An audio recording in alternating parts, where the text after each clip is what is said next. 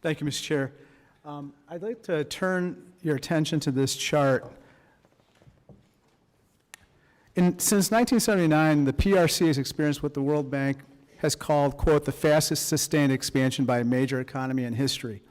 In this chart here, we see rapid growth of the PRC's economy. On the bottom, it's the red dots corresponding to gross domestic product by year. And on the top is the US. You can see that China's growth is rapid, but it has not converged yet. Dr. Schmidt, in order to progress, the CCP has invested heavily in post-secondary education and developing the world's largest technical workforce. In fact, in 2021, the most common post-secondary educational degree in the PRC is what's called a short-term vocational degree, with almost 82 million Chinese having them. The corresponding number in the US is 19 million. So 82 million there, 19 million here. You would agree with me that an emphasis on technical and vocational education in the PRC has helped to propel its growth over time, right? Yes, you're exactly correct. And it's important to know that China produces more PhDs in artificial intelligence, for example, than we do.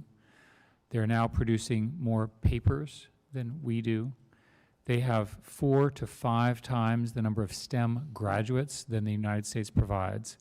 So unless you think somehow their system will prevent them from being intelligent, which is clearly now false, we have a structural problem of scale. They have more people, more investment, and so forth, and they're delivering. And if we were to have a similar emphasis, for instance, on vocational education and apprenticeships, which you talk about in your testimony, that's very possible that our own economy could take off as well. Isn't that right? You're exactly right again. And more importantly, we seem to have forgotten that we should start manufacturing stuff and as a country. And the way you start manufacturing stuff is you need the people who manufacture things.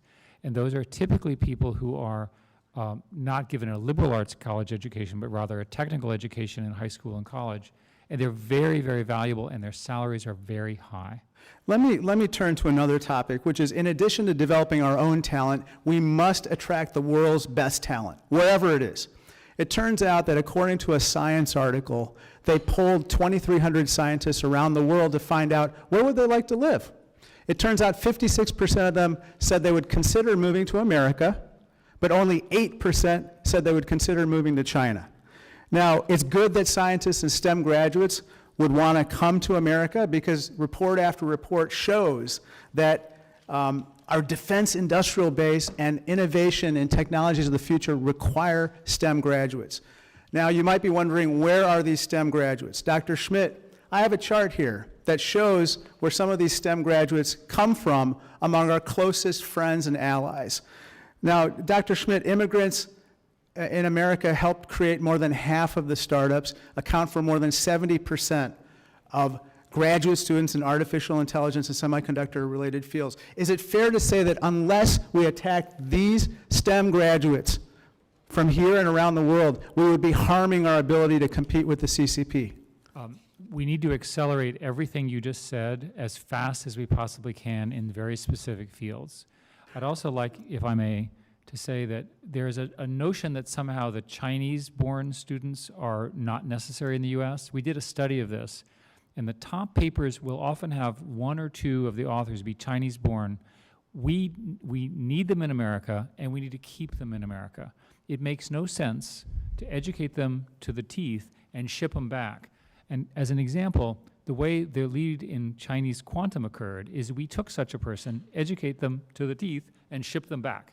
And now they're creating store now, decrypt later to decrypt all of our messages. See, that's crazy. That's absolutely crazy. There's an executive at a CCP party newspaper who said that U.S. efforts to lure global talent would, quote, pose a huge challenge for China.